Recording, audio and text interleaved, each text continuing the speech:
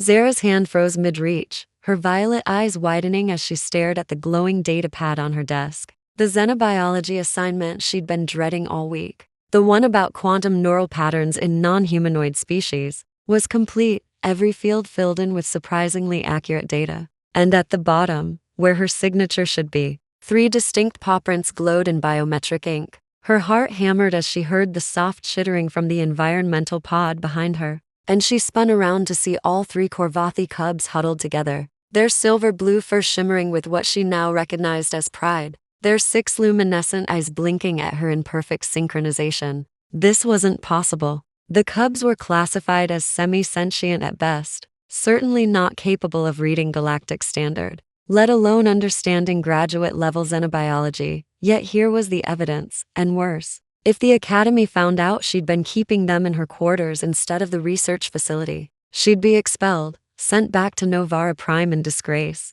Her dreams of becoming the youngest xenobiologist in the Interstellar Coalition shattered. "What have you done?" she whispered, her voice a mixture of wonder and terror. And the largest cub, the one she'd secretly named Striker because of the lightning bolt pattern on his forehead, tilted his head and made a sound that was eerily close to a laugh. She'd found them 3 months ago during a field study on Kepler for to be orphaned and shivering in the ruins of what looked like a research station. And against every regulation in the book, she'd smuggled them back to the Academy station orbiting Titan, telling herself it was just until they were strong enough to be released into a proper sanctuary. But they'd grown attached to her, following her around her small quarters, curling up on her bed while she studied. And she'd grown attached to them too, more than she'd ever admitted to anyone, even to herself. The door chime nearly made her jump out of her skin. "Zara?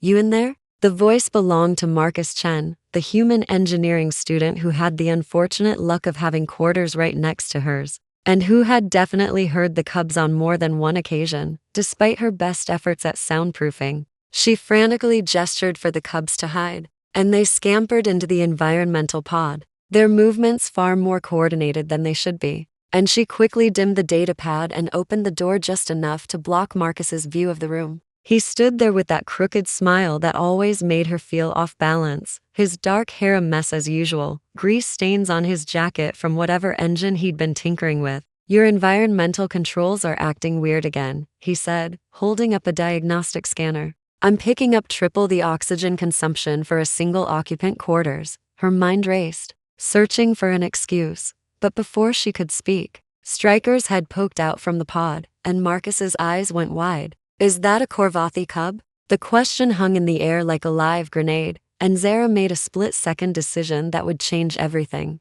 She grabbed Marcus's jacket and pulled him inside, the door hissing shut behind him. "You can't tell anyone," she said, her voice urgent, desperate. "Please, Marcus, if the Academy finds out, they'll take them to the research labs, and you know what happens there." She'd seen the reports, the clinical dissections disguised as necessary science, the way living beings became nothing more than data points and tissue samples. Marcus stared at the 3 cubs, who had all emerged now, watching him with those intelligent eyes that seemed to look right through to your soul. "Zara, these aren't just cubs," he said slowly, his engineer's mind clearly working through a problem. "Look at their neural ridge development, the bioluminescent patterns. Those are communication markers." He pulled out his scanner, and before she could stop him, he'd taken readings that made him stumble backward. "Their quantum brainwave signatures are off the charts. They're not semi-sentient, they're possibly more intelligent than us. They're just communicating differently." The words confirmed what she'd been afraid to believe, what the completed homework had proven.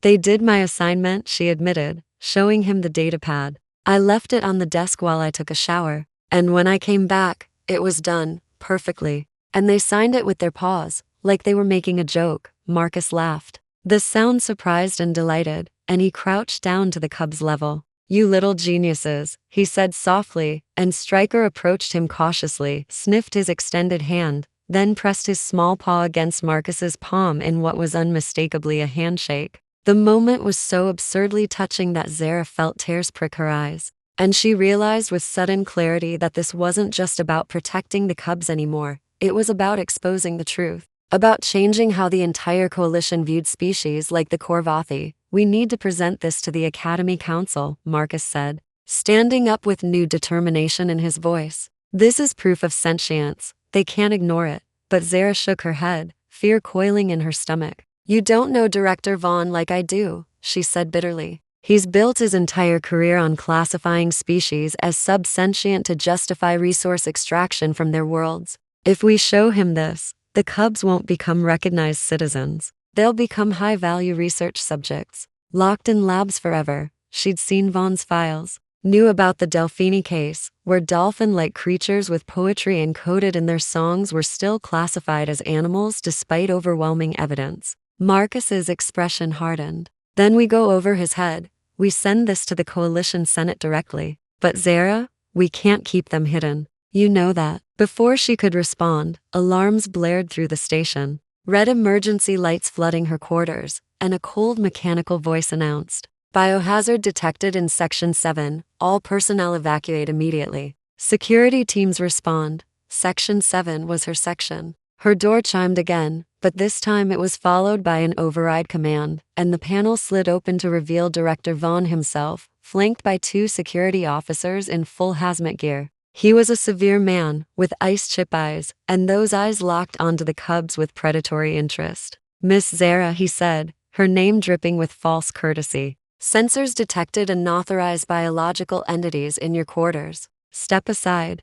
Every protective instinct she had roared to life. "No," she said, spreading her arms to block his path, and she felt Marcus move to stand beside her. "These are sentient beings, not biohazards." Vaughn's smile was thin and cruel. "They're unregistered xenofauna, in violation of Protocol 7, and you're in violation of about 15 regulations." Security retrieved the specimens. The officers moved forward. But the cubs reacted faster than anyone expected. Their fur suddenly blazing with bioluminescent patterns that filled the room with strobing light, and Zara felt rather than heard a sound. A frequency that resonated in her bones, her teeth, her very DNA. The security officers froze, their weapons dropping from nerveless fingers. And Vaughn staggered backward, his face contorted in shock. "Impossible," he breathed. "They're broadcasting on quantum frequencies. They're networked." Stryker approached Zara and gently, deliberately, placed his paw on her datapad,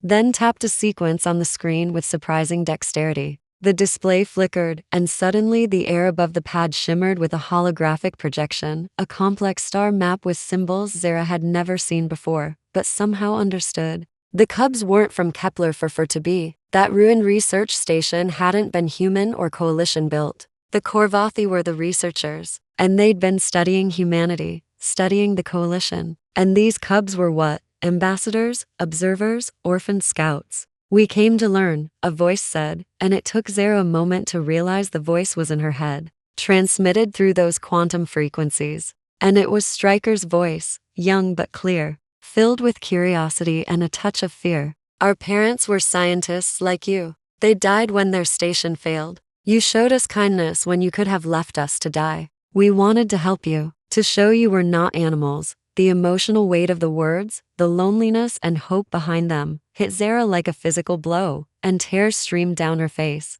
"I never thought you were animals," she said aloud, her voice breaking. "You're my friends." Marcus was staring at the hologram, his engineer's mind parsing the data. "This is a communication protocol," he said, excitement building in his voice. "They're offering to teach us to exchange knowledge. This is first contact, real first contact. Not conquest or trade, but mutual understanding." Vaughn had recovered some of his composure, but his hand hovered near his device. "This changes nothing," he said coldly. "Unregistered sentient species are even more dangerous. They'll be transferred to a secure facility for diplomatic processing." But his eyes said something else. They said dissection, interrogation, exploitation. Zara's mind raced through options and found only one path forward. One chance to save the cubs and maybe, just maybe, change the coalition's soul. "Then I invoke the Sentinel Protocol," she said, her voice steady despite her hammering heart.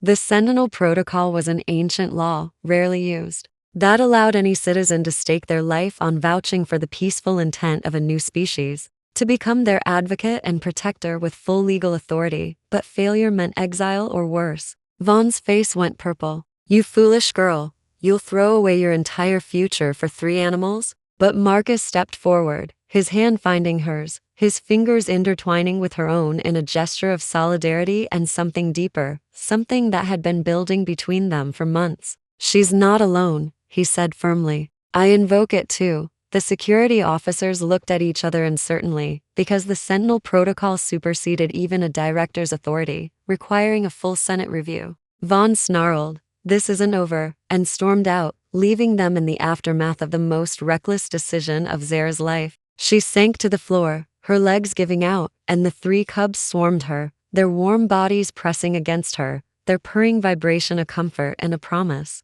Marcus sat beside her, his shoulder touching hers. "So," he said with a shaky laugh, "we're either heroes or the most expelled students in academy history." She looked at him, really looked at him, seeing the kindness in his eyes, the courage it had taken to stand with her, and she felt something shift in her chest, something warm and terrifying and wonderful. "Thank you," she whispered, "for believing me, for believing in them." He smiled, that crooked smile that made her heart skip.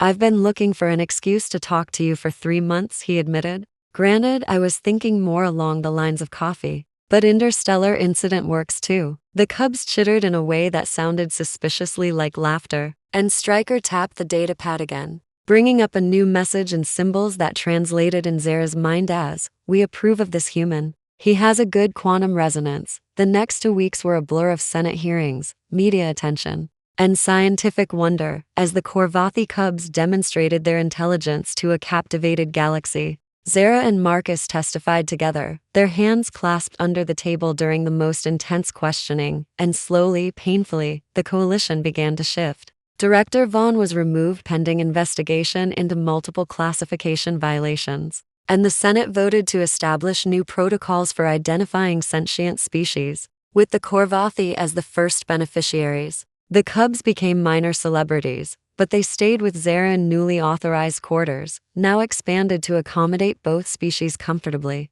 On the night, the Senate officially recognized the Korvathi as sentient citizens and invited their homeworld to join the coalition. Zara stood on the observation deck watching Titan's orange glow, feeling the weight of the past weeks settling into something like peace. Marcus joined her, carrying 2 cups of the terrible station coffee they'd become addicted to during late-night study sessions. "You did it," he said, handing her a cup. "You changed the galaxy." She shook her head. "We did it, all of us," and the cubs did most of the heavy lifting. They stood in comfortable silence, watching the stars, and then Marcus said quietly, "When I first heard those strange sounds from your quarters, I thought you had an illegal music collection or something. I never imagined I'd end up helping rewrite first contact protocols." She laughed, the sound free and genuine. "When I smuggled 3 fur babies onto a space station, I never imagined I'd find someone crazy enough to stand with me against the entire establishment." He turned to face her, his expression serious but warm.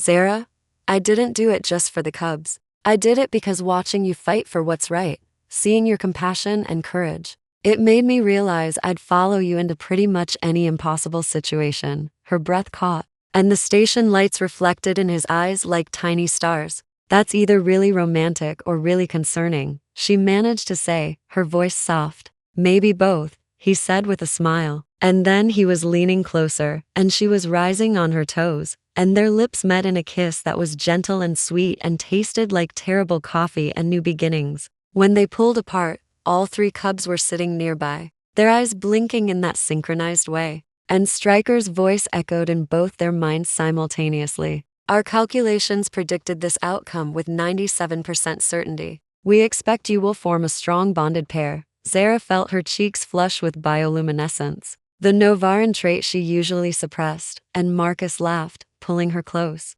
"Did we just get relationship advice from alien cubs?" he asked. "I think we just got relationship approval," she corrected, and realized that despite the chaos, the fear, and the uncertainty of what came next, she'd never been happier. The datapad on her desk chimed with a new assignment notification, and she picked it up, curious what the Academy would give her now that she was the galaxy's most famous xenobiology student. The assignment appeared: a complex research proposal about establishing communication protocols with newly discovered species, and at the bottom, already signed with 3 distinct pawprints and a note in translated Korvathi script, "We're here to help. Partner."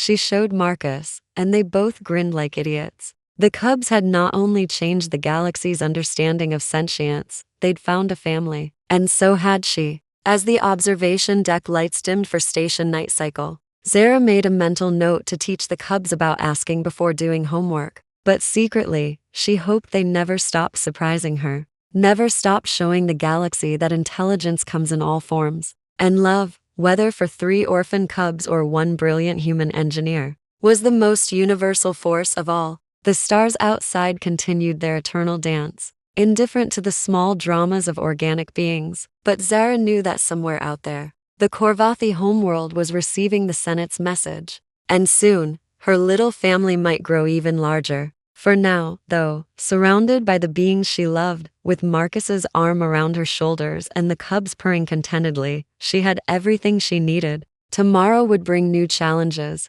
new assignments, probably more bureaucracy than any sane person should endure. But tonight was perfect. They really did do better on that assignment than I would have, she admitted to Marcus. He kissed her temple. Maybe they should start charging tutoring fees. Stryker's mental voice chimed in, amused and affectionate. We accept payment in the form of those dried meat treats you think you've hidden successfully. Zara laughed until her sides hurt. And somewhere in the Academy records, her completed homework with 3 Pawprint signatures became the most downloaded file in history. A symbol of the day the galaxy learned that intelligence isn't measured by how closely you resemble those in power, but by the capacity for connection, compassion, and apparently, doing your homework when someone you love needs help.